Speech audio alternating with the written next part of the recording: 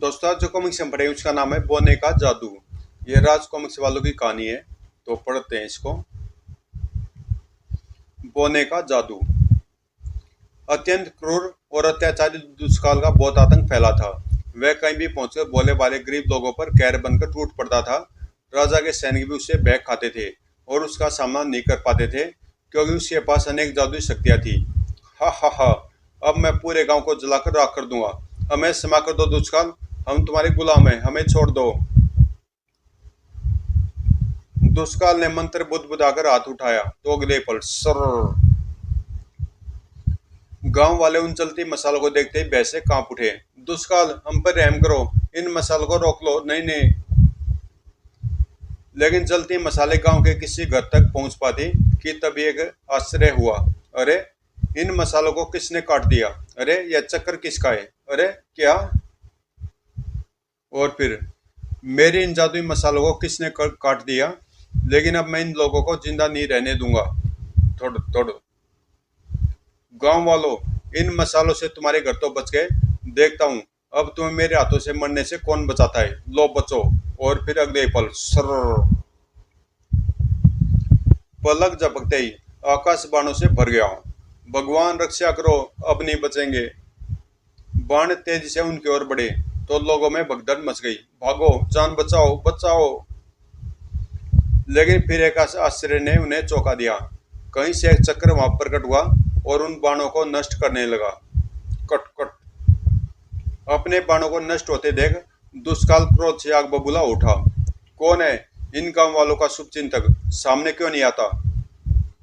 तभी मैं हूं इन गांव वालों की शुभ चिंतक, राजकुमारी पल्लवी। दुष्काल, इन निर्बल गांव गांव लोग इन इन निर्बल लोगों पर जादुई शक्तियां प्रयोग करते हो कायर। राजकुमारी पल्लवी, वो तो तुमने बचाया इन सबको, लेकिन अब तुम नहीं बचोगी। दुष्काल ने हाथ उठाकर मंत्र पढ़ा। महाकाल के दिव्यास्त्र, इस राजकुमारी को अपने जाल में बांधकर ले आओ। दुष्काल ने दिव्यास्त्र पल्लवी की ओर फेंक मारा। दिव्यास्त्र तेजी से पल्लवी के चारों ओर घूमने लगा और उसमें से निकली जादुई रस्सियों ने पल्लवी को बांधना शुरू कर दिया। चक्कर, मुझे इस जादुई बंधन से मुक्त करो। देखते देखते चक्कर ने उन जादुई रस्सियों को काटना शुरू कर दिया। यह सोचते ही पल्लवी ने मंत्र बोलकर चक्र को आदेश दिया। ओह, यह रस्सियां तो मुझे कैद कर लेंगी। कुछ ही देर में पल्लवी स्वतंत्र हो चुकी थी और उसके आदेश पर चक्कर दुष्काल की ओर बढ़ चला था। अरे, यह चक्र तो मेरी ओर ही आ रहा है। मैं इस चक्र को नहीं रोक सकता, मुझे भाग निकलना चाहिए। अभी दुष्काल अपने रथ पर सवार हुआ ही था कि तभी हिन, ओह अरे नहीं, हिन। घोड़ों के पांव कटते हुए दुष्काल रथ से कूदकर भाग निकला। जान बचाकर भाग गया। राजकुमार जी, वह फिर आएगा और हमें जीवित नहीं रहने देगा। नहीं, अब तुम्हें दुष्काल से भयभीत नहीं होना चाहिए। मैं तुम लोगों की रक्षा करूंगी। राजकुमारी पल्लवी की जय हो। और फिर दुष्काल कहाँ चला गया, किसी को कुछ पता नहीं चला। एक वर्ष बाद पल्लवी के पिता चंद्रकेतु ने उसके विवाह के लिए स्वयंवर का आयोजन किया। राजकुमारी पल्लवी ने एक सुंदर राजकुमार के गले में वरमाला पहनाने के लिए हाथ उठाई थे कि तभी ठहरो, इस राजकुमार से कोई विवाह नहीं कर सकता। तुम सब भाग जाओ, नहीं तो मैं तुम सबको मार डालूंगा। दुष्काल, तेरा काल तुझे यहाँ खींच लाया है। मैं तेरे टुकड़े टुकड़े कर दूंगा। सेनापति विक्रांत, यह दुष्ट बचकर नहीं जाना चाहिए, घेर लो इसे। सेनापति विक्रांत बहुत से सैनिकों के साथ आगे बढ़ा। आओ आगे बढ़ो। त्रिशूल की आग ने सैनिकों को जला दिया। ओह, जल गया, हाय। राजा चंद्रकेतु स्वयं दुष्काल की ओर बढ़ा। दुष्ट, मैं तुझे जीवित नहीं छोड़ूंगा। लेकिन दुष्काल ने पीछे हटकर राजा का वार निष्क्रिय कर दिया। दिव्यास्त्र, वापस आओ। अगले पल दुष्काल के हाथ में त्रिशूल लौट आया और उसने तुरंत राजा पर प्रहार कर दिया। नहीं, आह, बचाओ। ओह, इस दुष्ट ने तो पिताश्री को भी मार डाला। अब यह मुझे उसे पकड़कर ले जाएगा। यह सोचते पल्लवी वहां से महल की ओर दौड़ पड़ी।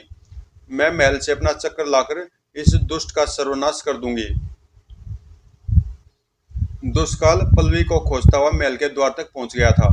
दुष्काल, आज तू मेरे चक्कर से नहीं बच सकेगा। उस दिन तो तूने भागकर जान बचा ली थी। तुझे अपने चक्र पर इतना अभिमान है तो चला अपना चक्कर। पल्लवी ने तुरंत चक्कर का प्रहार कर दिया, सर। लेकिन चक्कर दुष्काल के पास आते आते लौट गया। हा सर। अरे यह क्या, मेरा चक्कर क्यों लौट आया? हैरान ने और राजकुमारी, अब मैंने पहले से अधिक शक्ति प्राप्त कर ली है। इस बौने शांतनु के मेरे साथ रहते कोई मेरा कुछ नहीं बिगाड़ सकता। और अब मेरा बौना शांतनु तुम्हें बंदी बनाकर ले चलेगा। दुष्काल ने बौने को आदेश दिया, शांतनु इस सुंदर राजकुमारी को पकड़ लाओ। चक्कर, इस बौने से मेरी रक्षा करो। चक्कर तेज से बौने की ओर बढ़ा और तभी बौने ने उछलकर चक्कर को पकड़ लिया। ओह, इस बौने ने मेरा चक्कर पकड़ लिया, अवश्य यह कोई शक्तिशाली बौना है। यह सोचते ही पल्लवी वहां से महल की ओर दौड़ पड़ी। बौने शांतनु, वह भाग रही है, उसे तुरंत पकड़ कर लाओ। लेकिन बौने शांतनु के हाथ आने से पहले पल्लवी अपने महल में घुस गई। द्वारपाल, तुरंत द्वार बंद कर दो और किसी को प्रवेश मत करने देना। जो आगे राजकुमारी।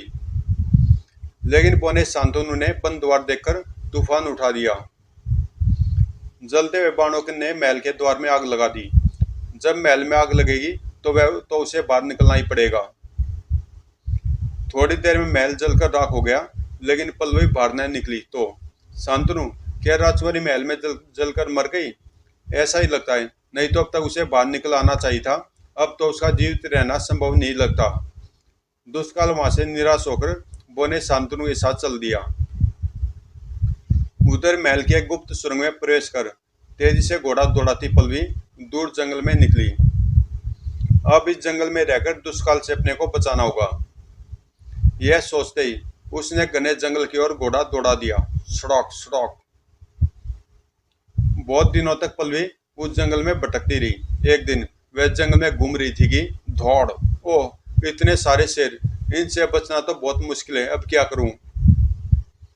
शेर तेजी से उसकी ओर झपटे, लेकिन फिर किसी अद्भुत शक्ति ने उन्हें बीच में ही रोक लिया। सर, दौड़। पलक झपकते शेरों के आगे जलते हुए गोले गिरने लगे। दौड़। पल्लवी मन ही मन हैरान हो उठी। इस जंगल में कौन मेरी मदद कर रहा है? उस समय एक महर्षि का बिंब प्रकट हुआ। हैरान न हो बेटी पल्लवी, मैं महर्षि विश्वकर्मा ही तेरी सहायता कर रहा था। उस दुष्ट के हाथों ही मेरी यह हालत हुई है। महर्षि, शैतान दुष्काल से मैं कैसे सुरक्षित रह सकूंगी? चिंता मत करो बेटी, उस दुष्ट ने मुझे भी बहुत हानि पहुंचाई है, लेकिन अब वह दुष्ट अधिक दिन जीवित नहीं रह पाएगा। महर्षि, उसने मेरे पिता राजा चंद्रकेतु को मार डाला, हमारे राज्य को जलाकर नष्ट कर दिया। मैं सब जानता हूँ बेटी, मैंने अपने दिव्य ज्ञान से सब पहले ज्ञात कर लिया है। फिर दोनों साथ साथ चल दिए। काफी दूर आश्रम में पहुंचकर महर्षि ने कहा, अब तुम इस कुटिया में विश्राम करो, भूख लगे तो वृक्ष से कुछ फल तोड़कर खा लेना। महर्षि, आप कह रहे थे कि दुष्काल ने आपको भी बहुत हानि पहुंचाई है। बहुत लंबी कहानी है बेटी, लेकिन तुम्हें अवश्य सुनाऊंगा। कुछ वर्षों पहले की बात है। मैंने अपने शिष्य शांतनु को अनेक जादुई विद्याओं में परिणित बनाया था। शांतनु, अपनी मंत्र शक्ति से इस वृक्ष को जोरों से हिला दो। जो आ गया गुरुदेव। अगले पल मंत्र शक्ति से शांतनु ने आंधी चला दी। सोए सोए। शांतनु, कोई भयंकर राक्षस तुम पर आक्रमण कर दे तो इस वृक्ष की सहायता से कैसे बचोगे? मैं इस वृक्ष को पवन वेग से उस राक्षस पर फेंक दूंगा गुरुदेव। शांतनु, हम तुम्हारे पवन वेग को अपनी आंखों से देखना चाहते हैं। अच्छा गुरुदेव, मैं भी प्रहार करके दिखाता हूँ। और फिर मंत्र शक्ति से शांतनु ने उस विशाल वृक्ष को आकाश में उड़ा दिया। कड़ाक। इस उड़ते हुए वृक्ष को मैं पवन की गति से किसी भी राक्षस व दूसरे शत्रु से टकरा कर विनाश कर सकता हूँ। शाबाश शांतनु, तुम परीक्षा में उत्तीर्ण हुए, लेकिन इस विद्या का दुरुपयोग कभी न करना। इस तरह मैंने शांतनु को प्रवीण बनाया था, लेकिन एक दिन वह दुष्काल उसे उठाकर ले गया। लेकिन महर्षि, शांतनु तो अत्यंत शक्तिशाली था, फिर दुष्काल ने उसका अपहरण कैसे किया? दुष्काल शांतनु से सीधे कभी विजयी नहीं हो सकता था, इसलिए उसने धोखे से उसे अपना दास बनाया। कुछ दिनों पहले की बात है। उस रात अमावस्या थी। अंधेरी रात में सब गहरी नींद सो रहे थे। खर्र खर्र। दुष्काल ने शांतनु की कुटिया में प्रवेश किया और जब तक शांतनु की नींद खुलती, उसने एक अभिमंत्रित कील उसके सिर में ठोक दी। हा हा हा, अब तुम मेरे दास हो शांतनु, तुम्हें मेरा हर आदेश मानना होगा। ओए! शांतनु की चीख सुनकर हम सब वहां पहुंचे। दुष्ट दुष्काल, तू यहाँ भी आ गया, लेकिन अब तू बचकर नहीं जाएगा। हा हा हा, तुम मेरा कुछ नहीं बिगाड़ सकते महर्षि। और कील के प्रभाव से वह बौना होकर रह गया। मैंने शांतनु के सिर में अभिमंत्रित कील ठोक दी है। अब यह तुम्हारा नहीं, मेरा हर आदेश मानेगा। तभी उसने शांतनु को आदेश दिया कि हम सब पर आक्रमण कर दे। तुरंत शांतनु शिष्यों पर टूट पड़ा। खन, बचाओ, मरा। रोक दो दुष्काल, शांतनु को रोक लो, नहीं तो मैं तुम्हें जलाकर भस्म कर दूंगा। महर्षि, तुम भी अपनी शक्ति का प्रयोग करके देख लो, तुम्हारा भ्रम भी मिट जाएगा। और फिर मैंने उसे मंत्र शक्ति से जलाने की बहुत कोशिश की। हा हा हा, लेकिन शांतनु के कारण वह आग से बचता रहा। उस दुष्ट ने शांतनु की सहायता से मेरी हत्या कर दी, क्योंकि उस समय शांतनु में मेरी जादू विद्याओं और दुष्काल की शक्तियां विद्यमान थी। खच! शांतनु को वह अपने साथ ले गया और तब से वह लोगों पर कहर ढा रहा है। लेकिन अब उस दुष्ट का अंत कैसे होगा महर्षि? मैं एक महायज्ञ करूंगा। उस यज्ञ से मुझे दिव्य शक्ति प्राप्त होगी। वही दिव्य शक्ति दुष्काल का अंत करेगी। महर्षि विश्वकर्मा की आत्मा ने पल्लवी की सहायता से अगले दिन महायज्ञ प्रारंभ कर दिया। ओम ब्रह्माय नमः। उधर लोगों पर दुष्काल के अत्याचार बढ़ते जा रहे थे। शांतनु की सहायता से वह किसी भी राजा पर आक्रमण कर देता था। सर जल गया, आप बचाओ। राजाओं को पराजित कर उन्हें अपना दास बनाकर बहुत दुर्व्यवहार करता था दुष्काल। हा हा हा, दुष्काल से युद्ध करने चले थे, अब जानवर बनकर मेरी सेवा करो। कभी दुष्काल किसी राजा पर आग बबूला होकर उसके नगर को तहस नहस करा देता। शांतनु, पूरे नगर को बर्बाद कर दो, ताकि फिर कभी यह राजा हमसे टकराने का साहस न करे। जो आ गया। दुष्काल के आदेश पर शांतनु आग के गोलों से नगर को ध्वंस कर देता। थोड़ थोड़। महायज्ञ पूरा होते महर्षि को एक दिव्य गुलाब की प्राप्ति हुई। यह लो पल्लवी, इस गुलाब की एक पत्ती तोड़कर फेंकने से एक विचित्र प्राणी भूतांकुश उत्पन्न होगा। भूतांकुश दुष्काल का नाश करेगा। लेकिन क्या महर्षि?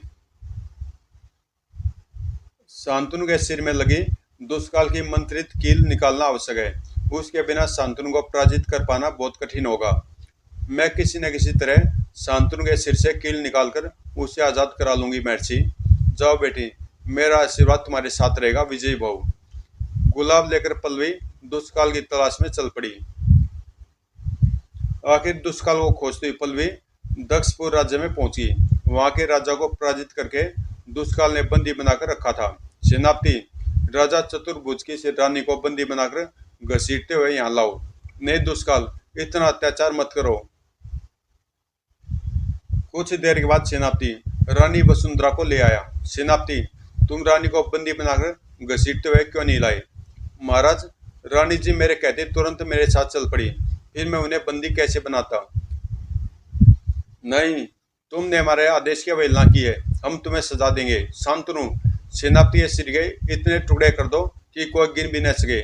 महाराज मुझे क्षमा करे। नहीं, अब कभी भूल नहीं होगी। अगले पल वो ने शांतनु की उंगली पर घूमता एक चक्कर दिखाई दिया और फिर चक्र हवा में उड़ता हुआ सेनापति की ओर बढ़ा। और फिर पलक झपकते ही वहां पर सेनापति की चीख गूंज उठी। ओए! सेनापति के मरते दुष्काल की आवाज गूंज उठी। शांतनु, अब इस रानी को दरबार के उस किनारे से हमारे सिंहासन तक जमीन पर नाक रगड़ते हुए लाओ। जो आ गया स्वामी। बोना शांतनु रानी की ओर बढ़ा। नहीं, दुष्काल, इतना अत्याचार मत करो, शांतनु को रोक लो। शांतनु ने कोड़े अपराध शुरू कर दिए। सड़क सड़क दुष्काल इस स्त्रियों पर अत्याचार करके तुम अपनी मौत को आमंत्रण दे रहे हो। कोड़ों के प्रहार ने रानी का शरीर लहूलुहान कर दिया था। अभी वह कहां पर गिरना ही चाहती थी कि तभी दुष्काल बंद करो ये अत्याचार। पल्लवी को देखते दुष्काल चौंक उठा। ओ राजकुमारी शांतनु, इस लड़की को बंदी बना लो।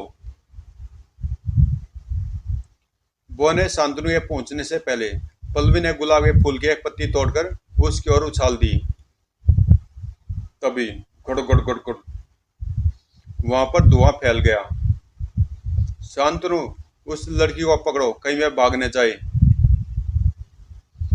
और जब धुआं छटा तो वहां पर विचित्र प्राणी भूतांकुश खड़ा था। हु हा हा हा हा। वो ने शांतनु ने भूतांकुश पर आग के गोले फेंके, लेकिन वह उन्हें निगलता चला गया। गड़प गड़प। शांतनु ने उस पर तलवार की बौछार की, लेकिन तलवार उसके शरीर में नहीं घुस सकी। अपने दो प्रहारों से निराश हो शांतनु ने उस पर चक्रों से प्रहार किया। सैकड़ों चक्र उसके हाथों से निकलकर भूतांकुश की ओर तेजी से बढ़ने लगे।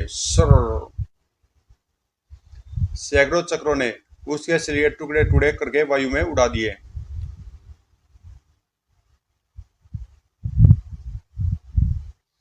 अगले पल अद्भुत करिश्मा हुआ।